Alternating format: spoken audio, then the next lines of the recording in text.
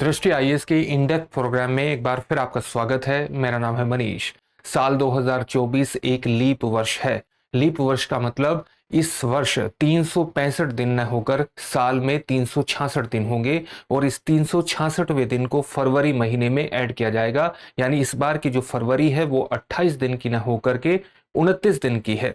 Leap वर्ष की शुरुआत कब हुई थी और इसकी गणना किस तरह से बदलती चली गई और क्या लीप वर्ष हर 4 वर्ष के बाद आता है?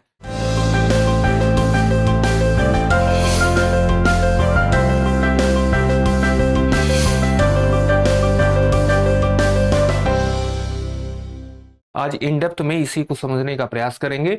हमारे टॉपिक का नाम होगा हर 4 वर्ष में क्यों नहीं आता लीप वर्ष। सामान्य तौर से यही समझा जाता है कि लीप वर्ष हर 4 वर्ष में आता है, लेकिन लीप वर्ष हर 4 वर्ष नहीं आता। मुख्यतः इसी पॉइंट पर हमारा प्रोग्राम फोकस रहेगा। सबसे पहले देख लेते हैं कि इस टॉपिक के अंतर्गत हमारी चर्चा के सामान्य पक्ष क्या होंगे। सबसे पहले हमने उस खबर को जान लिया है जिसके कारण ये पूरा टॉपिक चर्चा में है। इसके बाद हम ये देखेंगे कि लीप वर्ष क्या होता है और क्यों अस्तित्व में ये आया था।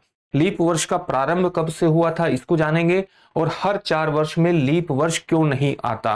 जैसा कि अभी आपको बताया गया कि सामान्य तौर से ये माना जाता है कि हर 4 वर्ष बाद लीप वर्ष आता है, लेकिन शताब्दी में एक वर्ष ऐसा भी होता है जहां पर हर 4 वर्ष के बाद लीप वर्ष नहीं आएगा। यानी 4 वर्ष की अवधि के बाद लीप वर्ष नहीं आएगा, 8 वर्ष की अवधि के बाद आएगा।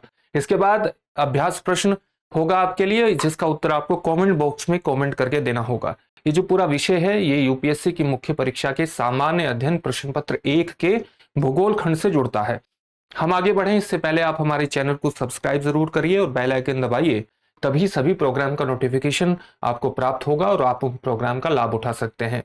साथ ही हमारे जो प्रोग्राम आते हैं उनकी पीडीएफ फाइल भी उन प्रोग्राम से संबंधित जो टेलीग्राम चैनल है उस पर आपको उपलब्ध कराई जा रही है। वहां से आप पीडीएफ फाइल डाउनलोड कर सकते हैं। तो टॉपिक की शुरुआत करते हैं। सबसे पहले देखते हैं कि लीप वर्ष होता क्या है और क्यों अस्तित्व में आया। सामान्यतः लीप वर्ष में 365 दिनों की तुलना में 366 दिन होते हैं। और जो हमारा एक सौर कैलेंडर होता है, सौर कैलेंडर का हम निर्धारण कैसे करते हैं कि पृथ्वी सूर्य की परिक्रमा करने में जितना समय लेती है उसे हम एक सौर कैलेंडर के रूप में परिभाषित करके एक वर्ष के रूप में परिभाषित करते हैं। तो सौर कैलेंडर में एक वर्ष का क्या मतलब हुआ? पृथ्वी द्वारा सूर्य के चारों ओर की गई परिक्रमा की अवधि। ये परिक्रमा की अवधि कितनी है? 365 दिन 5 घंटे 48 मिनट और 46 सेकंड। यानी हर चौथे वर्ष 24 घंटे यानी एक दिन उसमें ऐड हो जाता है। आप जानते हैं कि ये जो अवधि है 5 घंटे 48 मिनट 46 सेकंड, इसको सामान्य तौर से 6 घंटे की अवधि मान लिया जाता है और 4 वर्ष में ये अवधि एक दिन के बराबर हो जाती है, यानी 24 घंटे के बराबर हो जाती है। इसलिए हर 4 वर्ष में इस अवधि को जोड़ करके 366 दिन एक पूरे वर्ष में होते हैं और वर्ष के सबसे छोटे महीने यानी फरवरी में एक दिन ऐड कर दिया जाता है।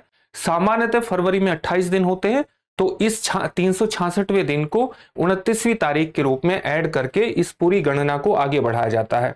अगर ऐसा न किया जाए तो इसका प्रभाव क्या होगा? इसका प्रभाव ये होगा कि हर वर्ष फसल चक्र और अलग अलग जो ऋतुएं हैं, जो मौसम है, वो वर्ष के अलग अलग समय पर आएंगे। जैसे सामान्य तौर से हम कहते हैं कि बरसात का समय है, तो बरसात का समय जून जुलाई का समय होता है। तो वो जून जुलाई के समय में न आकर के उनकी तारीखों में इस तरह से बदलाव हो सकता है कि उससे पूरा फसल चक्र भी प्रभावित होने की संभावना रहती है।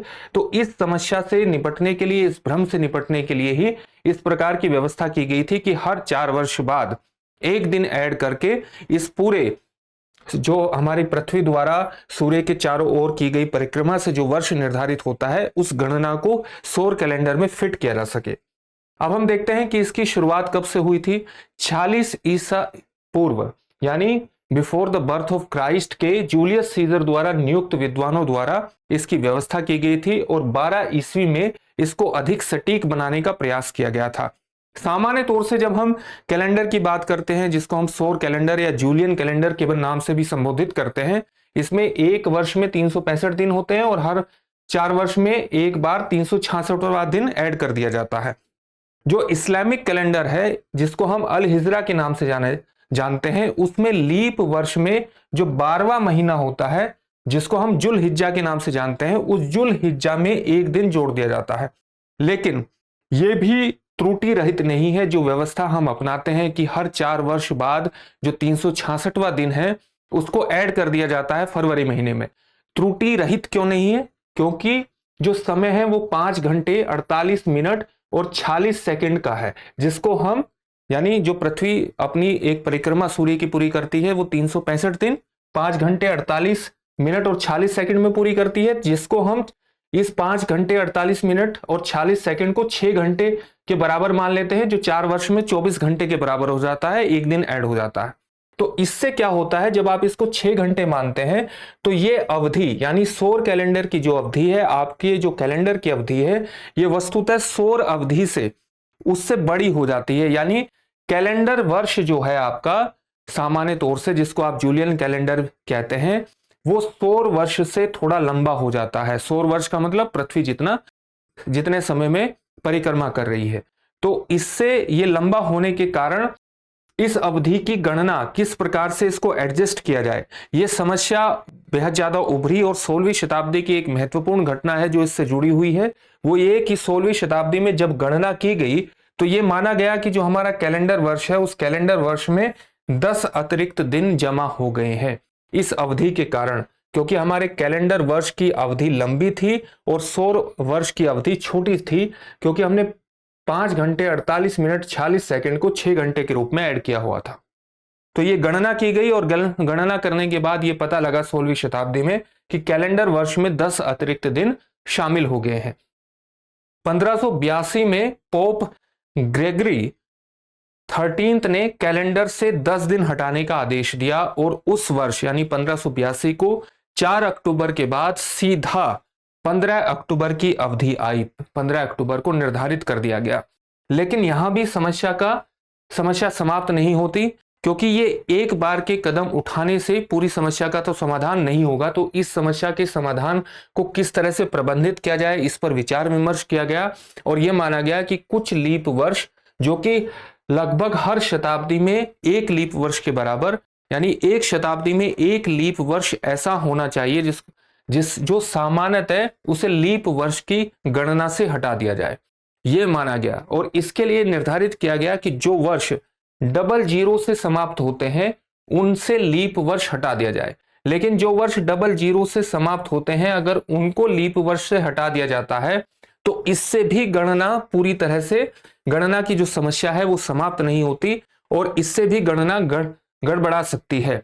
इसलिए निर्धारित किया गया कि जो लीप वर्ष सामान्य तौर से 00 से समाप्त होते हैं, अगर उनमें 400 का भाग दिया जाए, वो 400 से विभाज्य हैं, तभी वो लीप वर्ष माने जाएंगे, वरना वो लीप वर्ष नहीं माने जाएंगे। इसका मतलब क्या हुआ कि जब हम 1900 को 400 से विभाजित करते हैं तो 1900 400 से विभाजित नहीं होता, तो 1900 को लीप वर्ष नहीं माना जाएगा।